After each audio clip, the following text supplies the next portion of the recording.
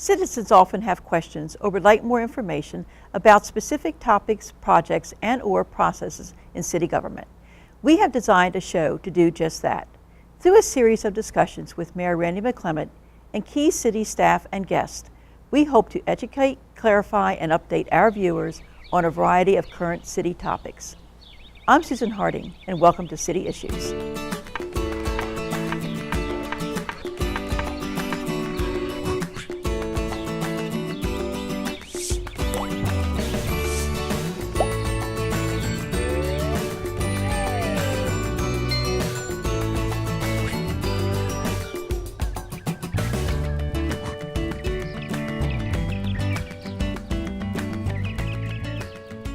City Issues is doing a three-part series on Carroll Creek Linear Park. Part 1, The History and Vision, included guest State Senator Ron Young, former mayor of the City of Frederick and visionary of the Carroll Creek Park. Today's City Issue will bring you Part 2, The Design and Construction of the Linear Park. With us today is Richard Griffin, Executive Director of the Department of Economic Development, and Mayor Randy McClement. Thank you for joining us today, Richard. Thanks so much for having me. The Carroll Creek Linear Park is a very important part of our city, especially as it pertains to economic development. And, we talked a little bit with Senator Young about the history and how we got to the park. So now today what we'd like to do is talk a little bit about the actual design and construction of this. The creek is sort of set up in two phases for construction. And phase one, I know that you were very intimate as a project manager assigned to doing that. So what we thought ask you to give us today is a little bit background on the design of the project and how it was sort of constructed along the line. Well, Mayor, I think you alluded to the fact that Ron gave us some good background about the flood and some of the things that the city administration back then started doing in order to put in place the flood control project. And that was all predicated on this idea that they were going to have this beautiful urban park flanked by new construction, by buildings that couldn't be built if we didn't take away those floodwaters out of downtown and remove downtown from the 100-year floodplain. So the design of the park had to be done in a very innovative way. And for a number of years, the city went through several different iterations of designs. Back in 1991, there was a company called Jacobson Wallace, and there were several other. Sasaki, I think, did a design back in the early 2000s, and then ultimately we hired a local Maryland company called LDR.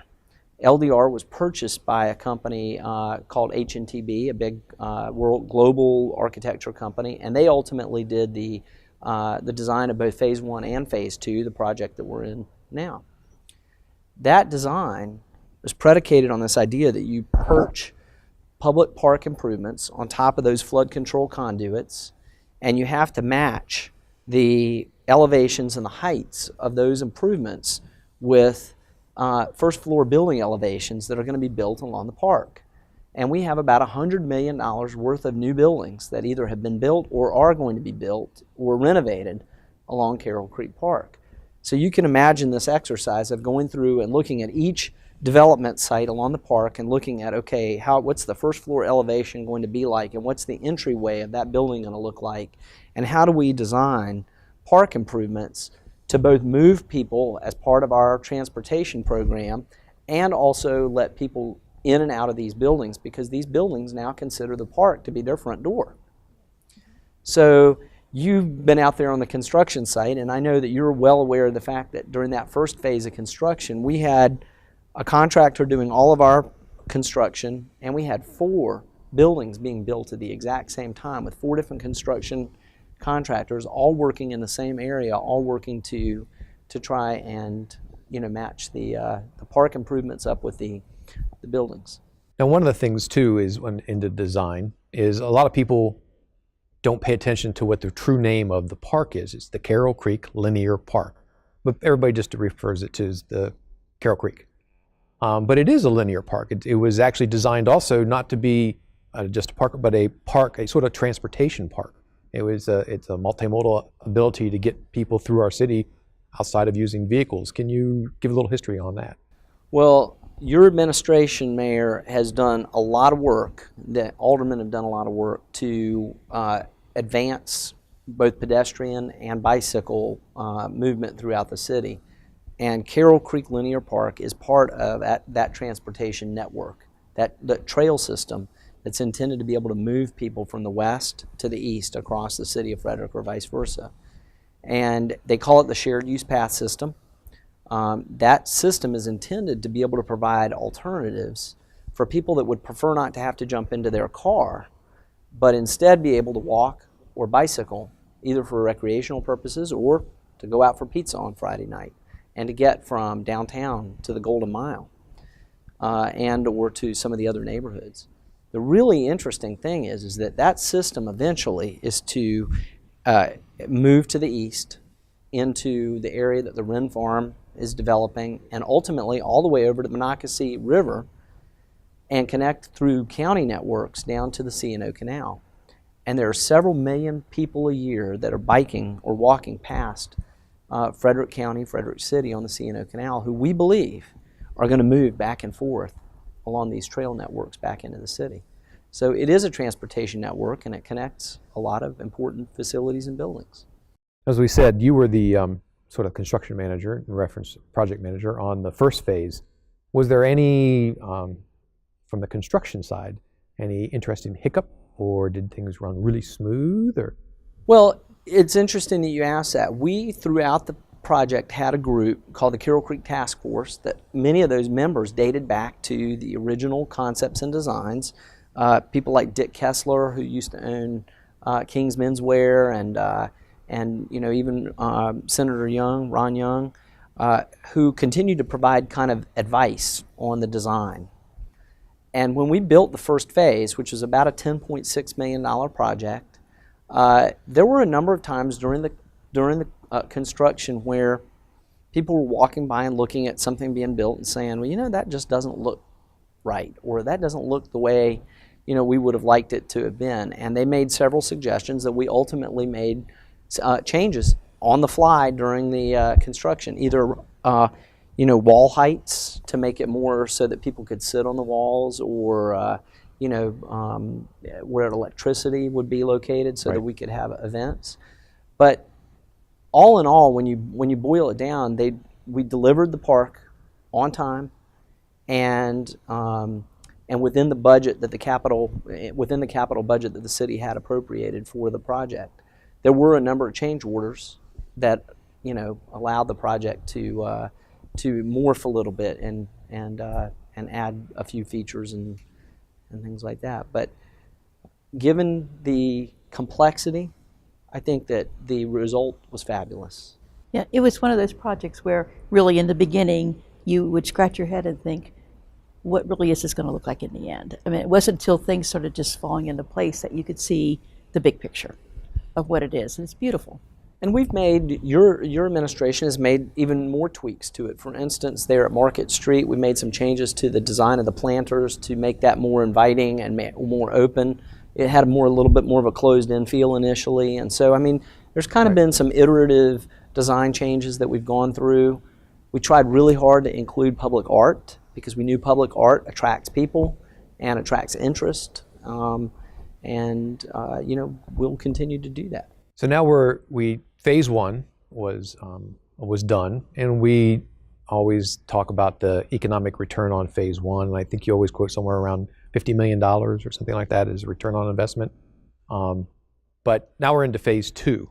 So we just recently opened a small portion of phase two from the Delaplane to East Street, and the first of a couple fountains were turned on. Why don't you give everybody a real quick idea of what's going to happen to the rest of phase two, some of the interesting aspects of the construction? Well, it's really neat that we're seeing the rooms of the park open independently of one another, and you know, new fountains and things to help make the water more activated and move and try to help us with some of our issues that we've had with algae in the water and things like that. One of the cool areas is going to be east of East Street, and the waterway is actually being widened to include what has been named the Mill Pond, And the reason for that is because right next to it you have McCutcheon's, which has planned a big 35,000 square foot retail addition to their manufacturing facility that they could put their factory store in. But they have a really neat design. They have a water wheel and they have an observation tower. Across the creek from that, you have the Union Mills building, which we've been very happy to work with the owner and developer of that site with a new lease that they have with an information technology company, Regent Education. And so they're moving forward. So that area down there is going to really dramatically change. And then, of course, bringing in a hotel and conference center into the mix is going to help spur more investment and more activity in that area where others are going to want to participate and be in that same area, creating jobs, creating tax revenue. Now, is there any more left to the Carroll Creek Linear Park besides what we see construction now? Well, Carroll Creek, as I mentioned earlier, goes all the way to the Monocacy River. So you have the urban part, which we're going to be largely completed. But as you move east, it becomes a bit more pastoral. And as it crosses Patrick Street and it goes up to Highland Street, we've recently gone under a contract with the Matten Company to develop an apartment complex on the property between Carroll Creek Park and the fairgrounds. And they will develop a whole nother section of Carroll Creek Park through there with trails and lighting and fountains.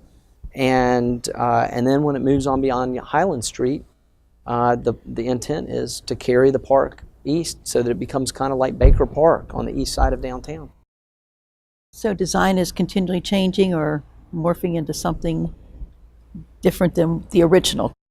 Well, the design always was for those areas to be pastoral, but design is not static. In other words, when you come up with a design and then the development of that area changes from what you originally anticipated, the design of the park has to respond to those changing environments. So the design has changed some, but largely, if you go back to the old 1991 Jacobson-Wallace master plan, it isn't that dramatically different. I mean, the sizes of the buildings are different. They were a little bit, they were anticipating larger buildings and maybe bigger building blocks, but we've preserved a lot of the old buildings. Right. And I think that adds an amazing character to the whole. Oh, it does. Yep. It definitely does. Okay. Well, Richard, thank you. Or anything else we want to discuss today before we wrap up our... I think it was a good background on where we did for design, how we're doing with construction, and it ties into the first round with Senator Young in reference to the history of it, so you see the progression moving forward. So thanks, Richard. Appreciate the update on that. Thank you. Yeah, thank you for joining us today, Richard.